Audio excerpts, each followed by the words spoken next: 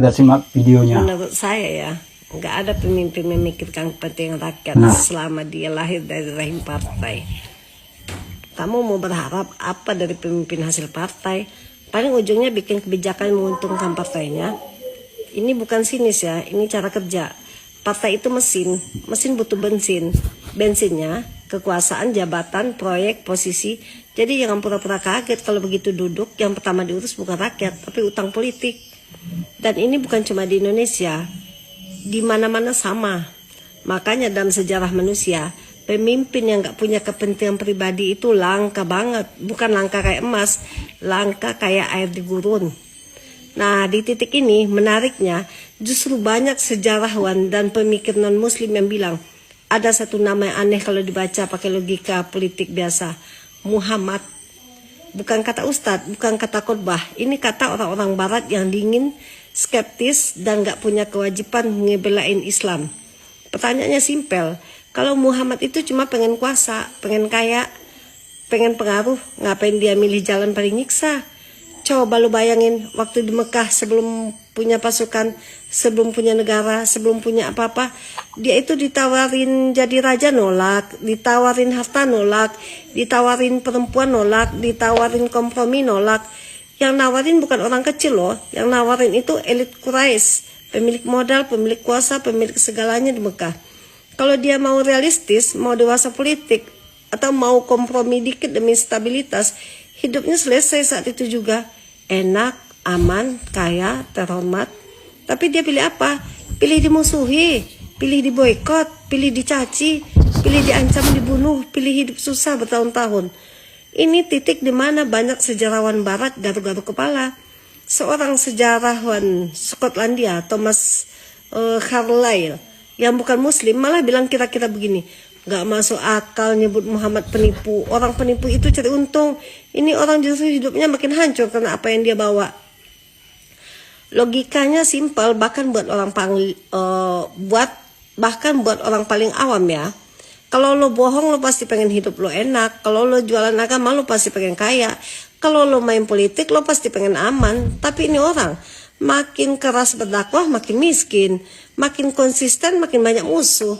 Makin berpengaruh, makin besar ancaman pembunuhan untuknya. Ini bukan pola orang cari untung ya. Ini pola orang yang kejebak sama keyakinan sendiri. Sejarawan barat lain, Montgomery Watt, malah bilang lebih kejam lagi.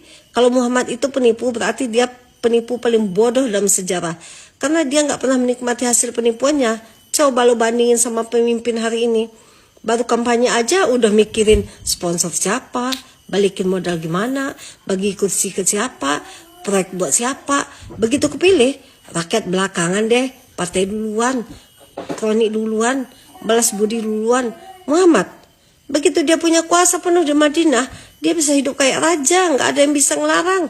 Dia kepala negara, panglima perang, pemimpin agama. Tapi faktanya tidur di tikar kasar, baju ditambal, kadang nggak ada makanan di rumah berhari-hari. Wafat hampir tanpa harta. Ini bukan romantisasi, ini dicatat bahkan oleh sejarawan non-muslim. Pertanyaannya sekarang jadi brutal. Kepentingannya di mana? Kekuasaan. Dia sudah punya tapi nggak dipakai buat numpuk hidup. Harta bisa tapi nggak diambil.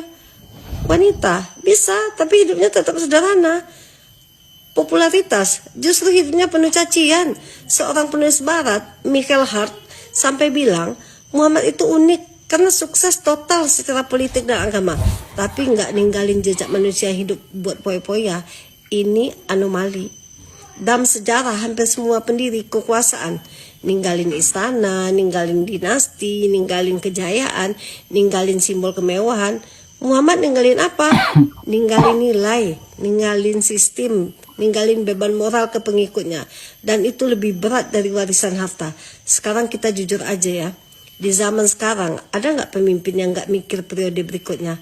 Nggak mikir citra, nggak mikir koalisi, nggak mikir keluarga dan kroni? Hampir nggak ada. Karena sisinya memang bikin manusia nggak mungkin bersih. Tapi Muhammad itu hidup sebelum ada sistem partai, sebelum ada demokrasi, sebelum ada pencitraan. Dan justru karena itu motifnya kelihatan telanjang.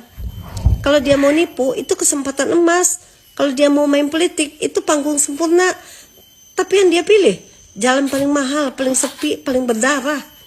Makanya bahkan buat orang non muslim yang nggak percaya wahyu sekalipun, banyak yang akhirnya bilang, gue mungkin nggak percaya kerasulannya, tapi hampir mustahil bilang dia nggak tulus. Dan di titik ini kita harus berani ngaca. Hari ini kita hidup di zaman orang sedekah sambil branding, orang kritik sambil bangun panggung, orang bicara rakyat sambil hitung kursi. Kita hidup di zaman dimana kebaikan pun butuh sponsor. Dan tiba-tiba ada satu manusia di sejarah yang justru makin besar, makin sederhana, makin berkuasa, makin gak ngurus diri sendiri, makin diikuti, makin berat hidupnya. Lo gak harus beriman buat ngelihat satu hal ini. Dari sudut pandang manusia biasa, Muhammad itu pemimpin yang paling gak masuk akal secara politik. Dan justru karena itu, banyak sejarawan barat akhirnya sampai ke satu kesimpulan yang sunyi tapi berat. Kalau ini semua cuma sandiwara, maka ini adalah sandiwara paling bodoh dan paling mahal dalam sejarah manusia. Nah, kan sekarang kita bisa simak tuh logikanya kan, masuk di akal kan? Masuk di akal banget itu pemikiran Bilqis Humairah.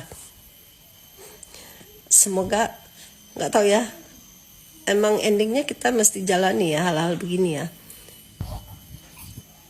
Cuma ya kalau kita sepakat nggak sama-sama milih di periode berikutnya anggota DPR, nggak tahu juga tuh gimana ya, gimana keadaannya. Sekarang ini semua dibikin undang-undang ya supaya masyarakat tidak menjelek-jelekkan pemimpin, menjelek-jelekkan menteri, kena sanksi, kena undang-undang ya. Ya udah, kita waspada aja deh. Baik. Semoga bermanfaat ya. Kita dengar, kita simak, kita hayati kan. Logikanya gimana ya kan? Semoga info ini bermanfaat ya untuk kita semua ya.